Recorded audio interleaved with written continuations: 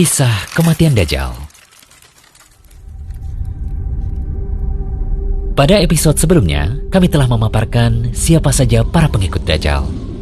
Peperangan dengan Dajjal di akhir zaman bukan hanya melawan Dajjal semata, tetapi juga para pengikutnya. Yang menjadi pertanyaan, siapakah yang akan membantu kaum muslimin dalam memerangi Dajjal? Jawabannya ialah Nabi Isa alaihissalam. Tapi bukankah Nabi Isa telah dibunuh?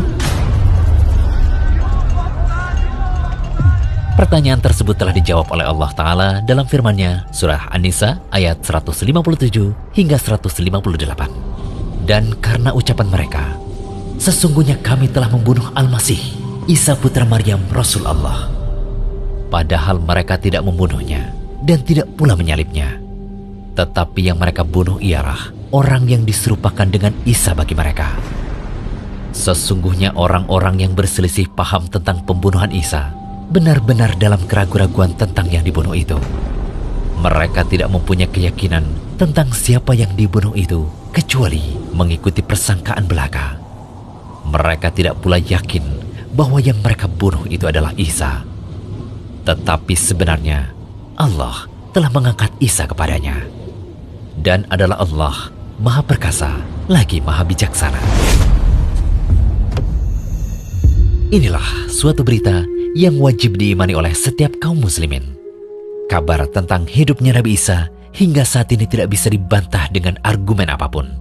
Pada akhir zaman nanti, Nabi Isa akan turun ke muka bumi untuk membantu kaum muslimin memerangi Dajjal.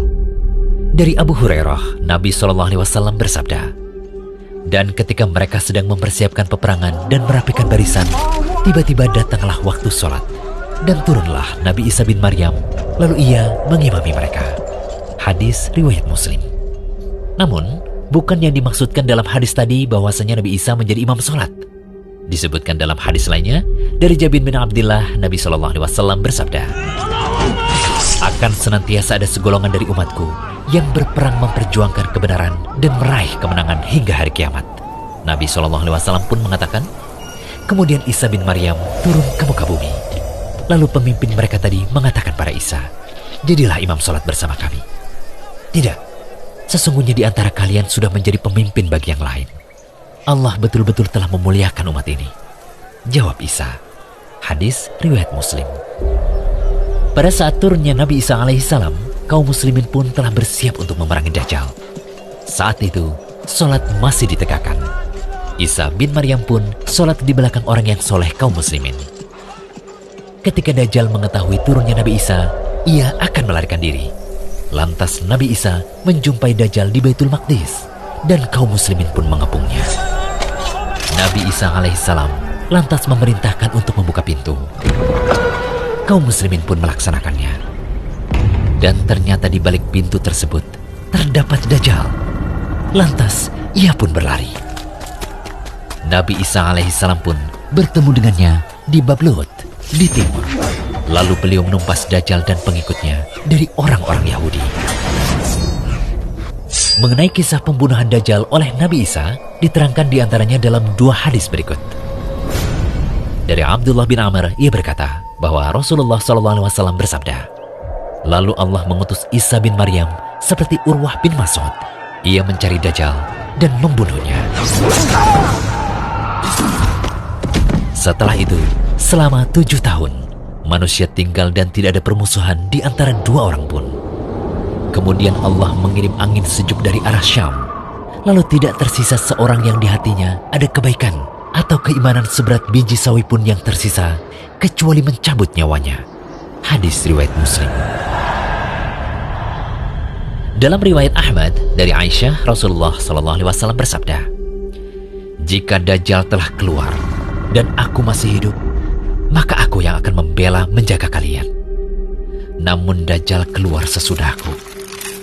Sesungguhnya Rabb kalian Azza wa Jalla tidaklah buta sebelah atau bermata satu. Dan Dajjal akan keluar dari Yahudi Asbahan hingga ia datang ke Madinah dan turun di tepinya, yang mana Madinah pada waktu itu memiliki 7 pintu. Pada setiap pintu terdapat malaikat yang menjaga. Lalu akan keluar menuju kepada Dajjal sejelek-jelek penduduk Madinah darinya, hingga ke Syam, tepat di kota Palestina, di pintu Lut. Sesekali Abu Daud berkata, hingga Dajjal datang di Palestina, di pintu Lut. Lalu Isa alaihissalam turun dan membunuhnya. Kemudian Isa alaihissalam tinggal di bumi selama 40 tahun dan menjadi imam yang adil dan hakim yang adil. Hadis riwayat Ahmad. Syekh Shuaib Al-Arnaud mengatakan bahwa sanadnya hasan. Pada akhirnya, Dajjal akan mati dalam peperangan besar akhir zaman.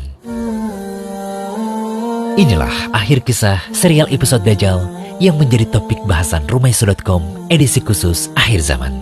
Semoga bermanfaat. Jangan lupa kunjungi Rumaiso.com, update setiap hari, insya Allah.